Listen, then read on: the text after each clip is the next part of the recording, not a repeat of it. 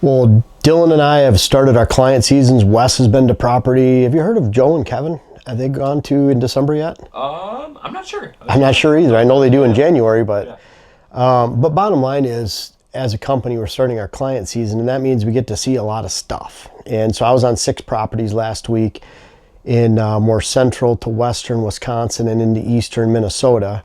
Dylan was more southwest Wisconsin. Wes, I know, was more northern, but bottom line is we get to see a lot of stuff that doesn't work. And you get to see this stuff over and over and over again. I said sometime this year will be my 1700th client parcel. This is my 21st season going to properties, 26 states, and it's crazy. From state to state, you still see the same things. You see a lot of bad advice. And I'll tell you, there's a difference between advice based on experience and advice based on textbook. And Dylan, you said something about throwing you under the bus or whatever you said, but what did you, I mean, you went and you had a wildlife management degree. Yeah, I just think that, if I had left school and only used the knowledge that I learned in school, I would have been, very hindered as far as practical approach. Yeah. And I think you used the word behind. Yeah. And that's what I see a lot of times too. There's a lot of things that if you wait for science to prove it, and I'll give you an example. We knew that the temperatures and frost didn't change brassicas to starch and all of a sudden make them more sugary and more attractive 20 years ago.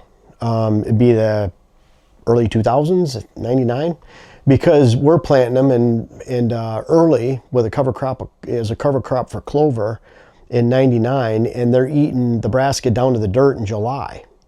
And here's no frost. And so then you'd see them another time, they're rotting in the spring, even though they had lots of snow, 100 inches of snow and freezing temperatures, and they're rotting in the spring. There's a lot more to it, but I think it was National Deer Alliance in association with something. They had a study that came out maybe in 2022 or 23 that they finally proved that process didn't ever happen.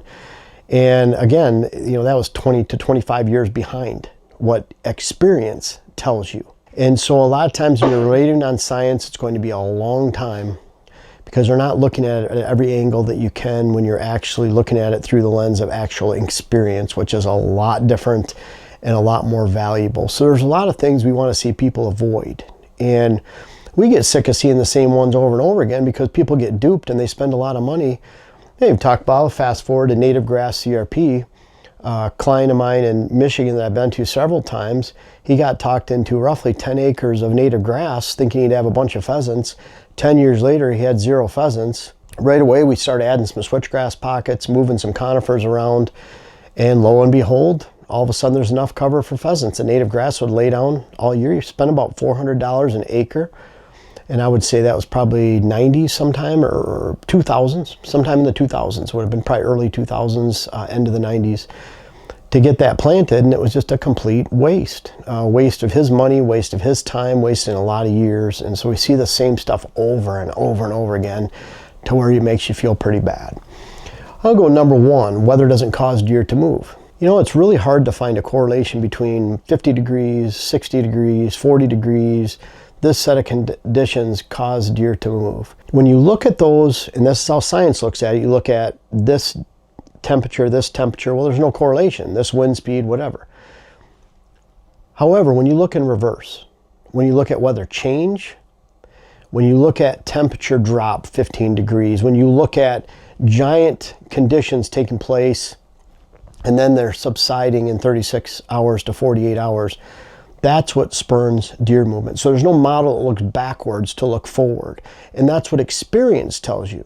But if you're just looking at, say, a trail cam company, they just pull it and say, try to find a correlation that bucks move at a certain temperature or a certain wind speed or wind direction, you're never going to find that because it's not going backwards and measuring the change. That's how I put that change into the weather algorithm for HuntWise in HuntCast.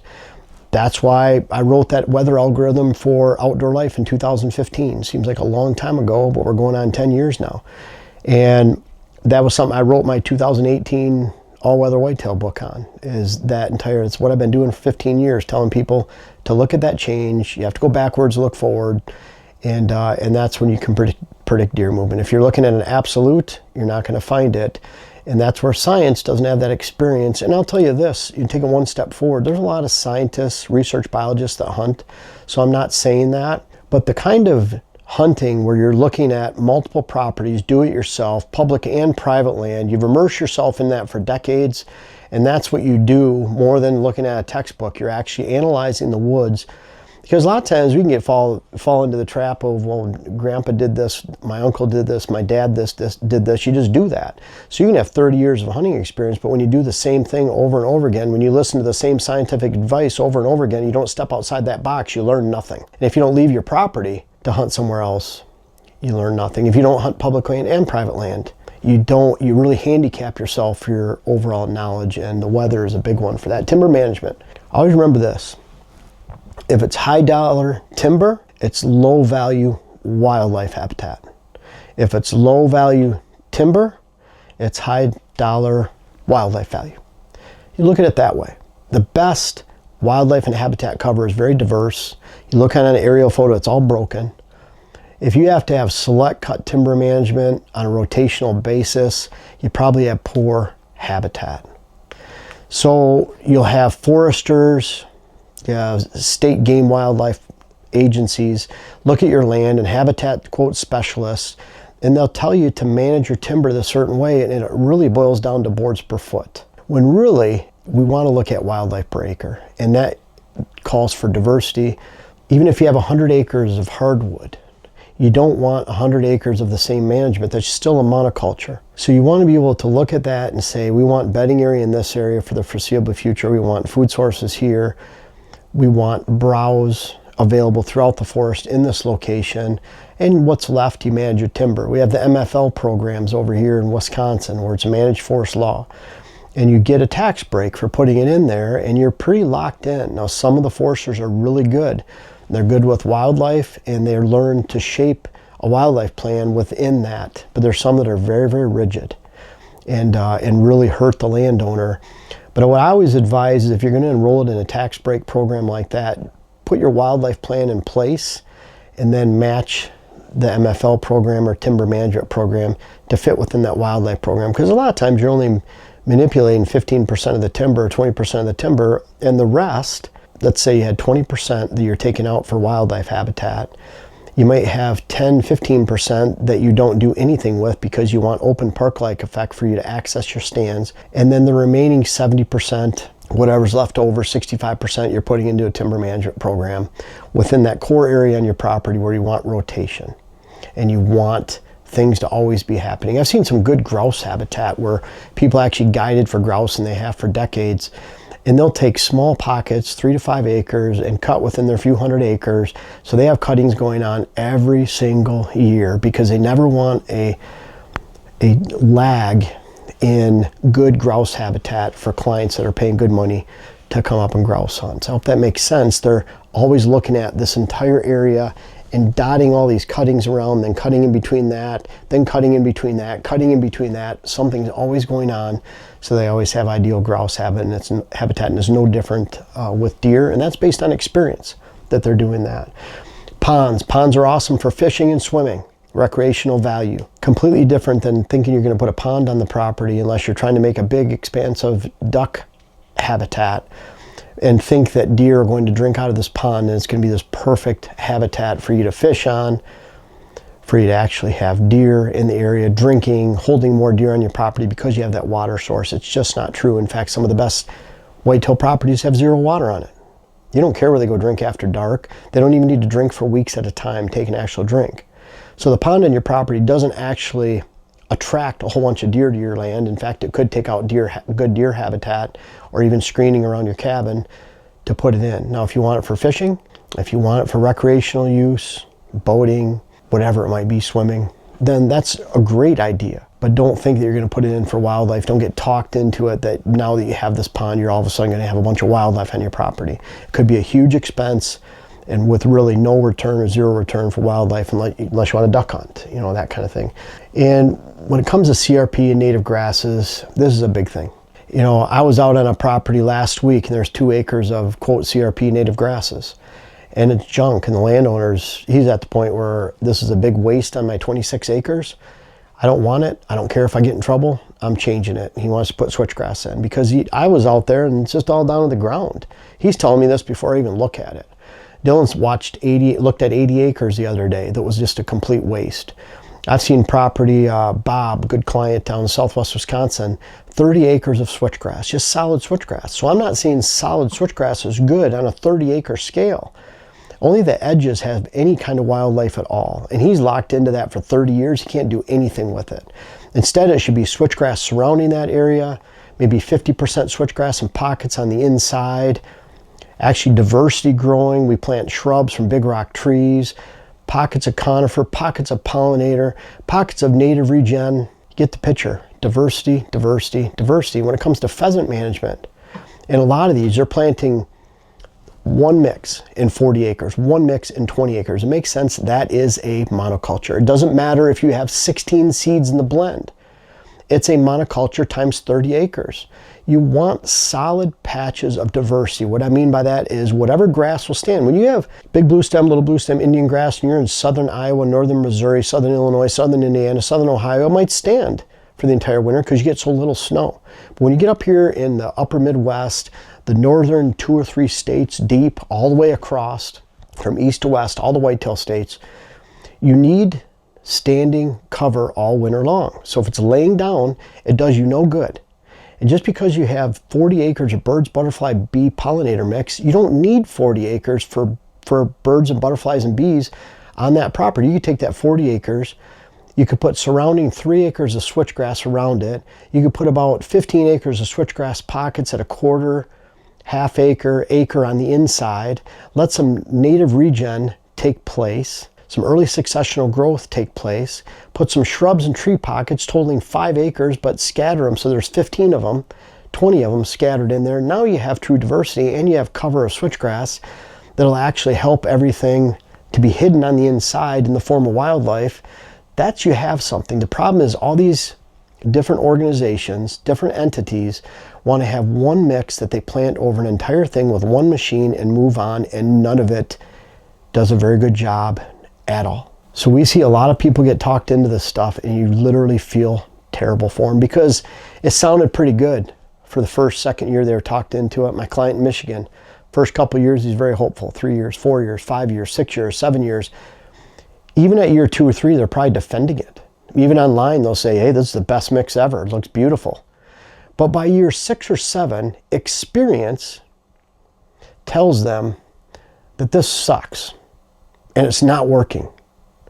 And that's what you see with all this stuff. Experience is what matters, and experience what comes out. And unfortunately, they have some student that graduated from college, got good grades, and they learn from a textbook. They give this advice out. They give it for years.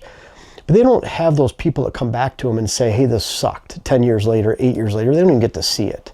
So they don't have any practical experience. They don't have typically their own land that they're working on. They don't get to see other parcels, immerse themselves, and look at it black and white. And all of this stuff, when Dylan and I go to a client property and we see this stuff, Dylan gets paid to be right. I get paid to be right. Joe, Kevin, Wes, we get paid to be right when we go to a property. We don't get paid to tell someone to do something that doesn't work because that's what it said in a manual, textbook, or following a state agency program, or following some organization that we work with that tells us to do it this way. We just get paid to be right. We can't afford to be wrong. And that's what continues our client number that we have. So we can actually go see clients every year and they want us to come because that client tells that client that we made changes on their property, changes they probably wouldn't have gone for 10 years earlier. But once they experience decline, that's why we're coming out and we help them. And again, all of these things are things we get people trapped into. Home range of bucks. Where do they actually collar bucks and complete studies on? They do it in large properties, southeast, southwest, maybe in Pennsylvania, giant public land or corporate public land holdings where deer traditionally move a lot further. They don't have dedicated food sources, dedicated no hunting pressure areas, dedicated good bedding cover that they've worked on, diversity of habitat. So as the property size shrinks and the quality of those properties increase, you can find during daylight hours, the home ranges of bucks drastically decrease. And when that happens, it gives you hope for small properties. People say, well, you can't really manage 40 acres or 20 acres for deer. You sure can. And you can be the one with 30 acres that shoots your neighbor's target box that has property 10 times the size because of how it's hunted, how you've manipulated the habitat so that you're not placing food plots, bedding areas at your feet when you walk in. You're not spooking deer. You give the deer actually oasis. I challenge a lot of clients. 20 acres in a neighborhood. Find 20 acres in most neighborhoods where you have quality food in the form of food plots. You have unhunted, unpressured, quality cover. And the deer within get the illusion by the second week of the season, the second month of the season, the third month of the season, that they're not being hunted. And in almost every neighborhood, there is not that 20 acres unless we've been to that client, which we do often see that. But bottom line is, it's very hard to find that 20 to 40 acre parcel, let alone if someone has 100 and they dedicate 70 acres, 70%. We call that efficiency of land, efficiency of acreage. How efficient is your parcel? It's that core area that you can develop for all deer all the time. You keep your scent out of there, your sight, your sound. You might hunt right against the edge of it, but you give the deer the illusion that they have everything they need and you're not hunting them and they have no pressure. And on any property, smaller or larger, you can at least get 50%. Even on a 10 acre parcel, you can at least devote 50%, 5 acres, to all deer all the time, let alone 100 acres, you can devote 50. And when you see that property size getting greater, the efficiency of your land becomes greater because you still need the same amount of room to access, and that's it. In fact, an 80 acre parcel, you could have 5 acres of swamp over here. You don't have to go right to the edge if it's on your property. You can cut into your property, go around that swamp, and give up some acreage because you're cutting in. You could go into this funnel, this great funnel, or a deer crossing a creek or something, and give up the acres behind where you're accessing through, blowing your scent into. All those things chip away at your efficiency, but when you have a larger parcel, you have a lot more room. So it's really easy on 80 acres to have 55 acres devoted to all deer all the time, 100 acres to have 65 to 70, even 75.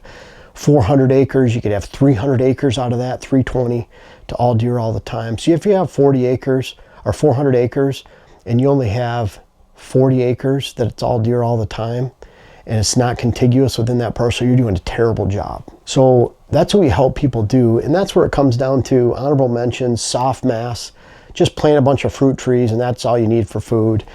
You don't need food plots. I'll tell you what, anybody on private land, if you don't have a food plot program and your neighbor has a food plot program within a mile to mile and a half of you and does it right, doesn't spook the deer, lets them feel like they can come to that food every afternoon and they give them enough diversity and attraction for it to last just the entire season, you just signed yourself a death warrant when it comes to actually filling your tag and actually seeing deer, because they'll probably take 80% of the deer herd and relocate them over to that property. And you'll just blame it on the neighbors that are poaching. They're getting hit on the roads when they're crossing. EHD's getting them, CWD's getting them, instead of critically looking at yourself and just realizing you got duped into thinking that you had private land and you don't need food plots. So we see these all the time. I threw a couple honorable mentions in there. Dylan and I talked about before this video, and we thought we could stand here all day and talk about 30. Dylan, just one or two? I'm just going to keep it short. Beans, beans, beans. I feel like that's like, you hear that all the time. Wow, you got to have beans planted. You got to, yeah. It's, I don't know. That to me is one that sticks in my craw for sure. And I would say that's our biggest crop failure we see. Yeah. And that's why. Yeah. Well, the doe factory aspect during the summertime. If you have too much summer food in an area that doesn't have a lot of summer food, you can build a giant doe culture. But that's a lot of times based on those beans. Well, I think it's one of those things that, you and I see repeatedly. We've experienced it repeatedly. And if it was truly working, it'd be really easy for us to say, yeah, just plant some beans. But instead, we'll die on that hill and we'll say, no, that's not what you need. You need to cover those bases. And there are times where we see people that need beans. Yeah. And I might even use some beans this year on experimental phase with some corn that we're talking about. But the bottom line is we see a lot of people that waste a lot of money and it just doesn't work for them. And I'll tell you this, I own a food plot seed company and we sell a lot of seed. We really appreciate all of you out there that supports that. Our sales really start picking up January, February, March. They peak in July. We always have seed available. We never want to run out. We're not like your favorite cafe that you have a sandwich at you'll enjoy, or soup, and you go in there and half the time they don't have it. Or a steak or something you like at your favorite restaurant. We always have seed available for you to buy in all our products. We don't like to run out at all, because we have an actual professional company that has it. You can buy it year round. But bottom line is, if beans were the magic seed, we would carry beans and sell them. Corn, we like corn. We don't sell it. I don't recommend corn to a lot of people because there's so much you can do with greens. We see it over and over again, and so that's a really good one. And there's a lot of this stuff, we could sell it. I could tell you, you need to plant this, and they will come. And that's what a lot of people, more used car salesmen in the seed industry, will tell you, always to plant this. What should you always plant? People answer that online. What's your favorite go-to seed blend? And they'll throw something out there, XYZ company, you should always plant this. How about just boil it down to brassicas? And when it comes to brassicas, plant this kind of combination based on experience. Bottom line is, there's a lot of stuff guys can be duped for out there. I hope you're not. And these are some of the common pitfalls we see that happen over and over again. We're not just seeing this once a season. We're seeing sometimes dozens of times in a given year. As a company, we might see some of these over 100 times a year. And by the time you see that for 20 years, it becomes fact. And again, experience is your best teacher. If you learn everything from a textbook, you need to get out in the woods and enjoy things for about 20 years and learn, and then come back to the equation actually schooled at that point. Thank you guys so much for watching the video. You're our best followers. You followed all the way to the end of the video. Really invite you to check out our website. We have our earthway spreaders for sale, great Christmas presents. We're booking clients right now, all 5 of us. So by the end of December, it seems early, but by the end of December, our schedule will be booked for 2025. It's hard to believe. I'm already booked for December and most of January, February. We have our web classes, the rut web class, how to design your whitetail property, and really important, hunting hills and thermals, understanding the wind. Those are great products on our site, all the books. Thank you so much for watching all the videos, buying the seed that you did this year. Really appreciate you.